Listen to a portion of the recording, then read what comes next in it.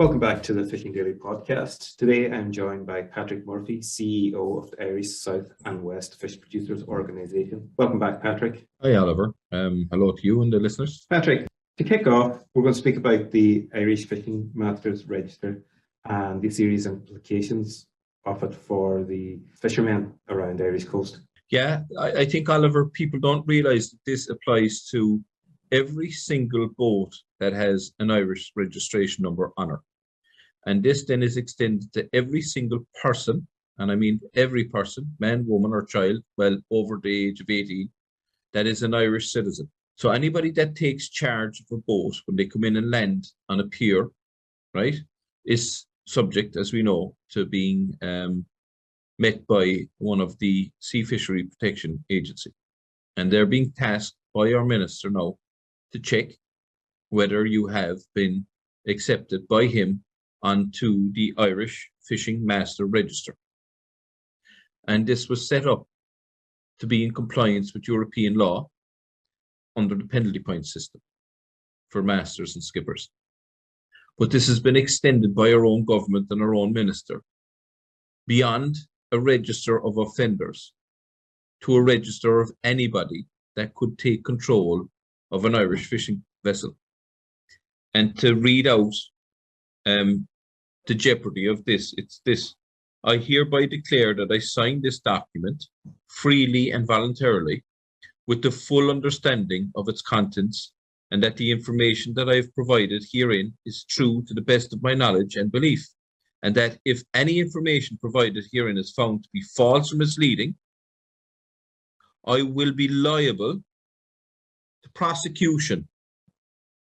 I understand that this document may be used in evidence in criminal proceedings. Now, my viewpoint in that is this. This is a declaration. The person that's making this declaration is saying that this declaration is of their own making. Because that's what a declaration is. You declare. What you say after that is your words. But in this case, that's not applicable to an Irish citizen signing this form. And remind people, this is only the form to get onto a register. And the minister has made it a criminal offence for filling in a form. And that criminal offence could deny you your rights as a skipper or a boat owner to take your boat to sea to earn your living. People have to understand this. And not only that, so I'll give you an example. So in the inshore sector, me personally, I would take out my son or my brother or a relative with me when I was out shrimping for a day to help me out. And the reason being is maybe the next day I had to go to a wedding or a funeral, and I would ask them to take out the boat and haul a few strings for me, right? In that instance, they become the master of the vessel. They too have to be on the register. Now, the fines are enormous. It's 15,000 euros for a person who will hire somebody who's not on the register. It's 5,000 if you do not have your certification that says you are on the register. People don't understand the jeopardy that this has put them in. Now, we in the Southwest took legal advice, and we found out, in our view, it's our view, and the legal advice we had, if you make a declaration, you make the declaration. It's up to you to decide what you make in your declaration. Like, we heard about the heavy mob in the Gardaí that forced people to sign documents, and they said, I declare, I sign, I freely and voluntarily sign. This is what it says. If you freely and voluntarily sign this, that means you shouldn't have to sign it. There's nothing free and voluntary about this. If you don't sign this form and sign that, you're not on the register. If you're not on the register, you're fined 15,000. The owner of the boat or the person that you're hiring costs you 15,000. Now, where's the freedom and the voluntary part of that statement? In response to what the minister had asked people to do, we took legal advice on the actual self-declaration. We never changed any part of the actual submission, the information that was needed in block letters. So your name, your date of birth, PPS number, nationality, your address, mobile number, email address, that information is required. we've no problem with that. We actually have no problem with some form of penalty points administrative system being brought into this country, provided it's a level playing pitch one that is the same as every other country. Now, we have a difficulty with our own laws here because we have constitutional law, not common law like they have in the European Union. So it's a different justice system. But setting that aside, what we found incredible was what the minister had added into the bottom of the form. So we changed the wording to this. I hereby declare that I do not sign this document freely and voluntarily. I am obliged to complete and sign this form in order to keep my job and my position as skipper. I do not have legal advice on its contents, but in order that I keep my position as skipper, I sign it while not understanding the effect of its contents. The information that I have provided is true to the best of my knowledge and belief, and I do not accept that if any information provided herein is found to be false or misleading, I will be liable to prosecution. I am not going to be prosecuted for filling in a form giving these details properly. I do not accept that this document may be used in evidence in criminal proceedings. So we sent this in and skipper signed it, and then it was revoked. Now, the letter that came back from the department said that it quoted the act, but it contradicted the act itself. So even the documentation that they sent back, they didn't even understand what was in front of them. It said that you had 14 days to appeal to the minister if he didn't put you on the register, once you knew the decision that he made and why. Instead, we were instructed, or those skippers were instructed, to fill in the form as it was initially prescribed, and that's it. And you had to do so within 14 days, or the form that you had originally sent in that allowed you to get your documentation to remain as a skipper or master of a vessel was revoked, and that the SFPA would be notified as such, and they'd come after you. That's what it said. So instead, then we took more legal advice. They said, right, maybe we were too hasty in changing a government document. So we've asked our fishermen now to fill in the form as prescribed, but we were advised to offer to anybody, this is a generic letter, that states this, that accompanies your form. Dear Minister, attached, please find my duly completed application and registration on the Irish Fishing Master Register on the form prescribed by Minister McConnell. I ask you to note that I do not sign this document freely and voluntarily. I have signed and completed this form under duress, and because I am compulsorily obliged to do so in order to keep my job as my position as skipper, I do not have legal advice on the contents of this application form. But in order that I keep my position as skipper, I complete and sign it while not understanding the effect of its contents that may be detrimental to my interests. While the information I have provided is true to the best of my knowledge, information and belief, I do not accept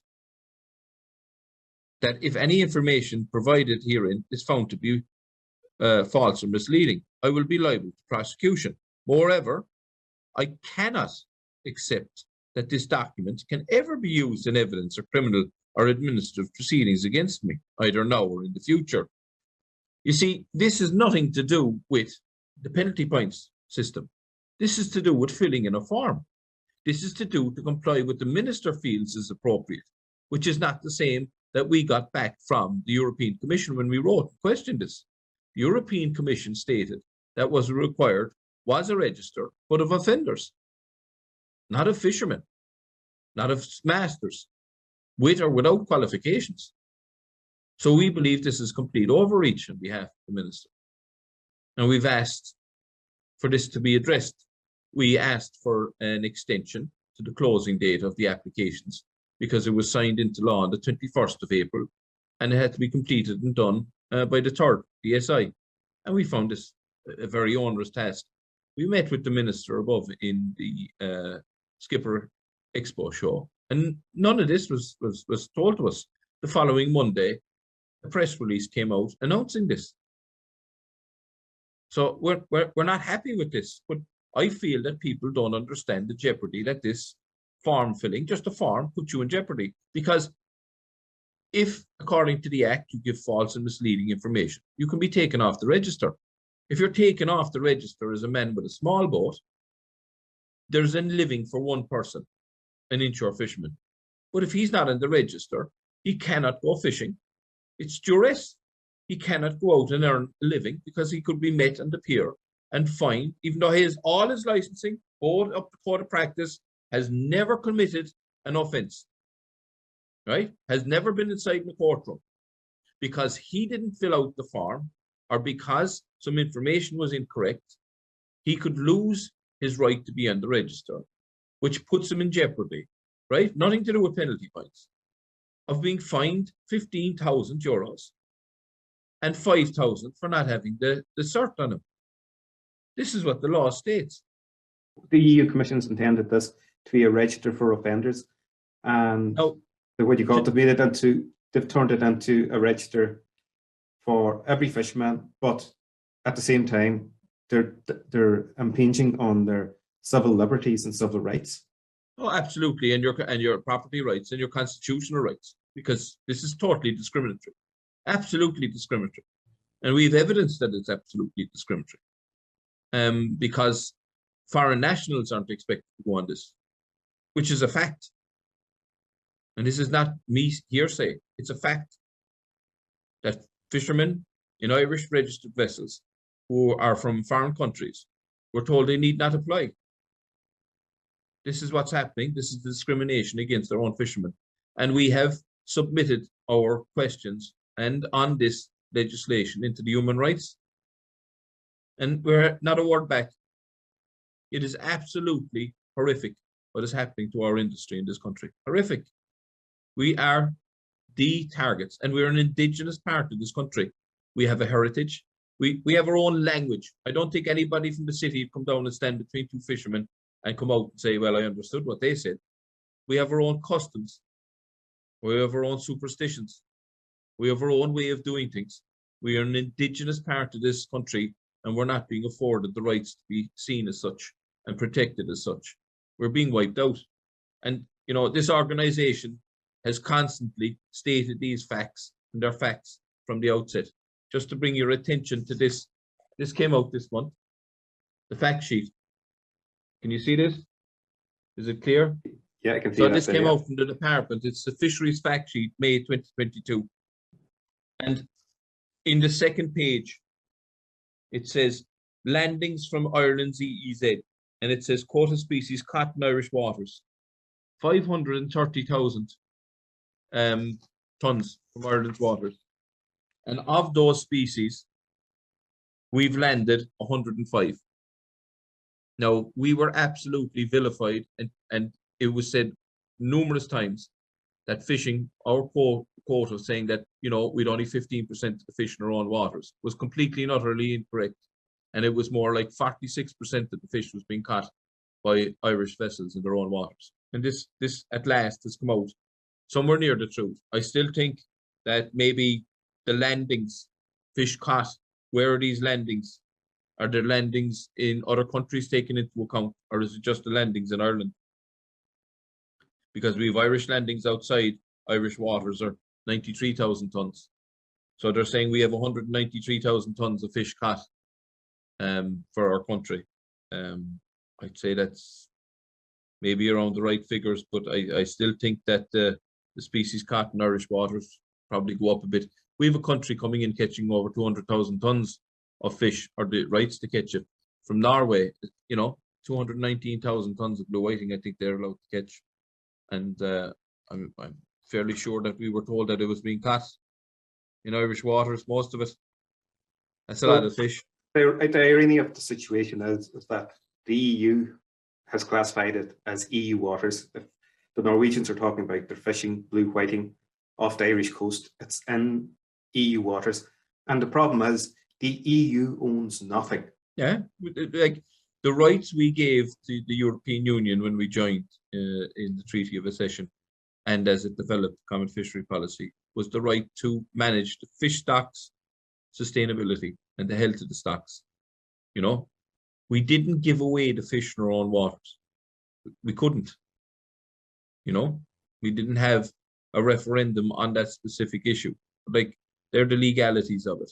But we'll talk a bit about the Common Fishery Policy review and the task force that we're sitting on, and the restrictive terms of reference that we've now, come a cropper on. And we feel that, the terms of reference should be expanded to include giving the minister all the information we feel he should have when he goes to Europe. And for me, it's very simple. After the TCA deal and Brexit, was the common fishery policy affected enough that altered it? Did it change some of the pillars that we have to prescribe to, which is relative stability, a word that a lot of people, are abhorrent to, because we got a very poor deal in the outset, and we're paying for that deal. But like, after the TCA deal, one of the ways of knowing for sure if you were affected is your fleet. And every year the STECF, based on figures that are presented to them from the member states, put an analysis together on how well your fleet is doing in the different segments of the fleet. Well, I can guarantee you there is no way that the STECF report, after seeing the losses that we have, will be able to say that our fleet can survive and manage on the quotas that we now have. So that's a huge adjustment to the common fishery policy. Now, I'm not asking or saying what the changes should be. What I'm asking is this: when something like that happens, when you see new legislation being introduced under the common fishery policy, which is our new policies, which is farm to fork, Green Deal, a change in the environmental pillar.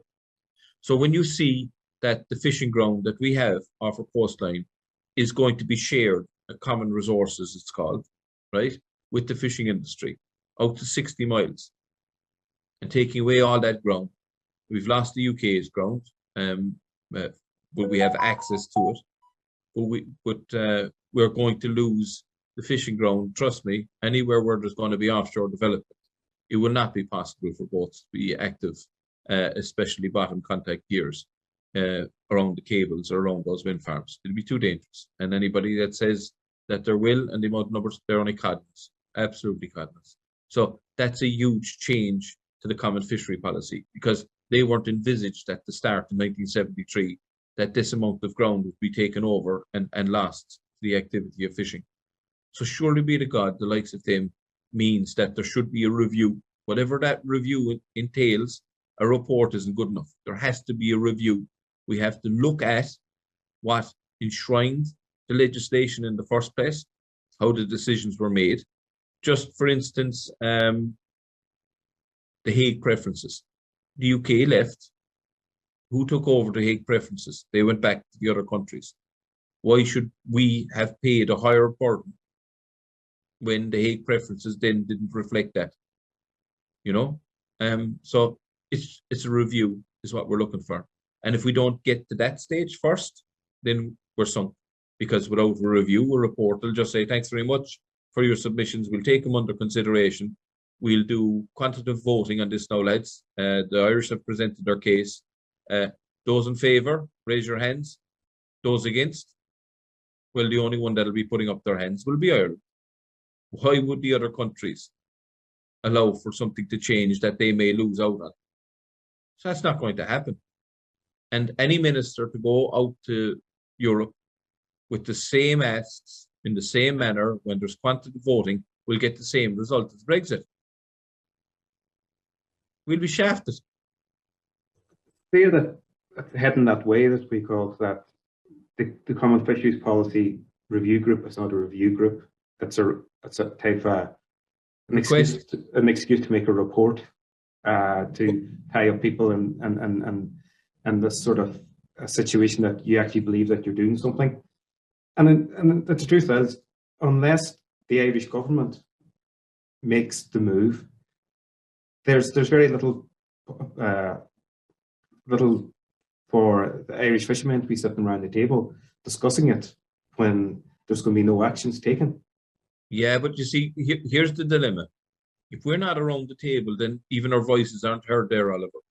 At least there's going to be a record that we as representatives of the industry are going in there and asking the right questions, maybe making our own contributions and submissions, so that at least people can see that what I'm doing is my very, very best, following what my people are asking of me to the best of my ability, and pushing it as far as I can.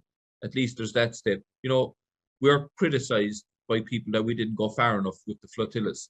But you have to understand the crucifixion and the jeopardy that we would have put people in if they blocked the ports. There's legislation there that would just end businesses. Simple as that. We're already fighting wars on other fronts, and they are wars, with, like the atypical scheme, not fit for purpose. But who gets blamed? The fishermen. Why? They didn't develop the scheme. They're trying to work within the scheme. And we're told that it's not applicable then to the international laws for fishermen. 188, you know, for people can work 1 week, take the next week off. It doesn't work like that under the atypical scheme. We are being told we fill in logbooks and log sheets, right? And the crew signed them. And now suddenly they're no longer acceptable. They can be questioned, overturned, and for whatever else. So we comply with the rules and what is put in front of us. And even when we do so, we're still told, sorry, that's not good enough. And you're demonized and you're blackened and you're doing the wrong thing. And, you know, it's never ending. And, you know, if anybody watching this, I'm as affected by this as anybody out in the water. This is, you know, a form of terror, to be honest, for not just the people that are out in the water, but the people here on the shores that are trying to fight for these people. Like, you know, this is about the future of our coastal communities. I live in a coastal community. If my coastal community is damaged or affected, there's less resources, less activity. It's a lowering of the standards for me and my family and my neighbors and everybody else around me. It's bad for the people visiting. It's bad for tourism. It has a knock-on effect. You know, we're on the periphery of Europe, as it is, an island nation. We have to get across the water to get to our markets. You know, we're at a disadvantage before the race even starts. We're handicapped. And this is our one resource that should be an advantage to us. We are a country on the continental shelf with the nutrients coming up from the Gulf Stream and phytoplankton that makes the ideal conditions for fish to come to our waters and spawn and breed, and cetaceans and everything else. Yet it is our advantage. It would be the same as us going down and putting a huge umbrella up over the Spaniards and saying, well, you can't have a holiday destination anymore. Do you know what I mean? They're taking away our rights to catch our fish around their own coastline. And that's why that fact sheet is so important, because the truth finally came out that we're catching 2 in every 10 fish of the fish that swim around our island. Like, can you imagine the fact sheet that if we had that for every other country and how much fish we're catching around their waters? It's 0. The only other real nation that we catch a bit of fish around is the UK. So we catch a bit of their fish, you know, but like nothing in comparison to what they in return get in our waters. And the same for every other country. And we are a small island nation on the periphery of Europe. And if a common fishery policy is meant to protect us, not destroy us. And hopefully, you know, when we get to meet the commissioner at the end of this month, we'll get to put that message to him and ask him, how can this be? How can you write a law and a policy that you believe should be enacted in such a way, and then the member state goes completely haywire in what they prescribe, and you stand back and you say, well, we gave them permission to maybe change the laws. But like, if they don't do it to the same degree that they wanted to do it, they can intervene there. They can take an infringement case out against the member state. But when they're crucifying us more, oh, there's no problem with that. Let them off. I find it incredible. So there is no level playing pitch. As far as I'm concerned, we're the team on the side of a mountain, but the Europeans are on the goal up the mountain further, and all they have to do is just drop the ball into the net rather than even kick it. You know, it's crazy. what's happening. They're an automatic qualifying, and we're doing group stages trying to get through.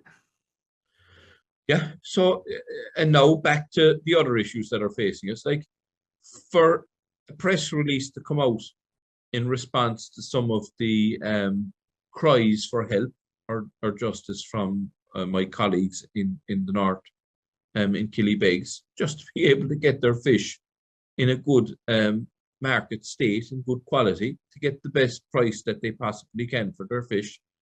They were told that the European Union had put in requests that impeded that. I find that incredible that in this day and age, we have foreign boats coming into our ports that say, woof, this doesn't happen in my country. I'm not landing my fish here. I'm not going to take a cut. I'll steam down the coastline and we'll land it into the coastal state.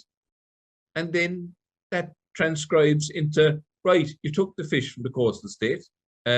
Dairy's not an island. We'll take away your weighing payments. We'll close you down. We'll take away the jobs in periphery, the coastal communities. Who can make sense of something like that? Like, so we're happy that finally the Dáil Committee for Agriculture and Fisheries and Food have deemed it appropriate to call the SFPA before them and discuss some of the things that are happening in the industry. And this is from a point or a position where this organization was independently audited, right? And 3 reports of recommendations, not 1, 2, but 3 reports of recommendations were made. I hope that the committee will ask them to go through those reports and see how far they've got with the recommendations.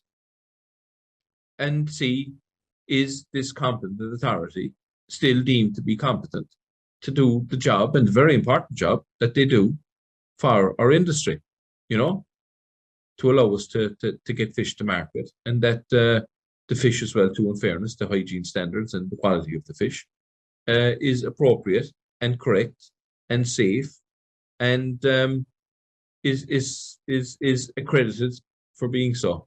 Like, somebody has to explain to the industry, how can other countries in the European Union have vessels that don't go through the same process as we have to do in Ireland?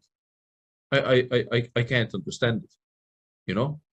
And again, these are some things that we will be raising with the Commissioner at the end of this month when we go out to see him. Hopefully he will be there to see us. I know he's a busy man. Rather than, you know, it'll be a face-to-face that we can have that interaction and have some dedicated time to meet him. Yesterday, or May 11th, the Minister announced the Brexit voluntary tie-up scheme. What's the AFSPO's opinion on that? Look, anything that will alleviate the pressures that are on the industry at the moment with fuel prices. Again, something else that we didn't foresee, you know, a war in the Ukraine and the response from the European Union. That's not mine to debate. That's those in power. But the knock-on effects of that has hampered us. And the European Union from that has reached out and said, well, take this money and tie up your boats. What I can't find credible is this, is that is to deal with a specific issue and problem. So I cannot understand then that, say, a boat that takes this because there's no option, in 6 months' time will be told, right, you got this money, and now we're going to take it back off you because you're decommissioning the boat. And the reason why you're decommissioning the boat is because we took the fish off you, and we're going to take that off you as well. So, like, you know, for the minister to accept that is beyond me. I don't understand why, you know, that we keep being bullied by in such a manner. You know, it's grateful to get the money, but sure, what good is it to you if it's not enough? And my last point on that is this: we asked for 2 6-month periods for the tie-up scheme. We lost 1 month because we didn't get sanctioned under the state aid rules from Brussels. This is what we were told.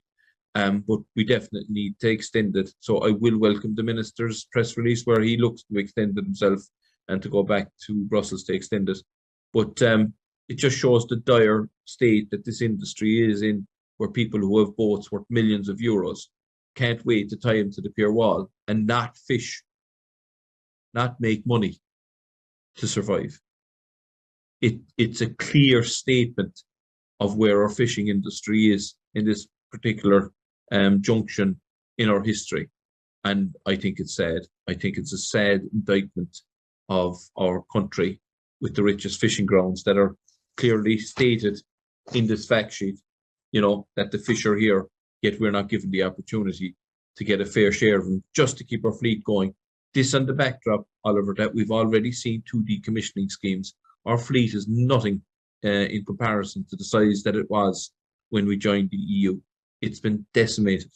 Our membership of the EU has decimated the numbers of our fishing fleet. We have been allowed to modernize our fleet, which are what good is that now if it's that modern fleet is going to be forced to be taken off us again. So it's like our fishermen were duped into investing into the industry, only later on to be told, right, thanks, before you can get your value out of it, we're taking it off you. It's like being walked to the pearly gates and shown the inside and said, well, there you go now, that's as far as you're going. Off you go. You have the ticket to get in, but nah, not you. It is cruelty. It is terror. Terror.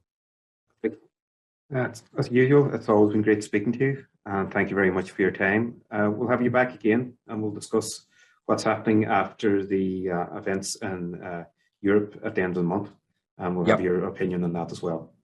Perfect. Listen, thanks so much, Oliver, for giving us the platform again to speak about these issues. They're critical.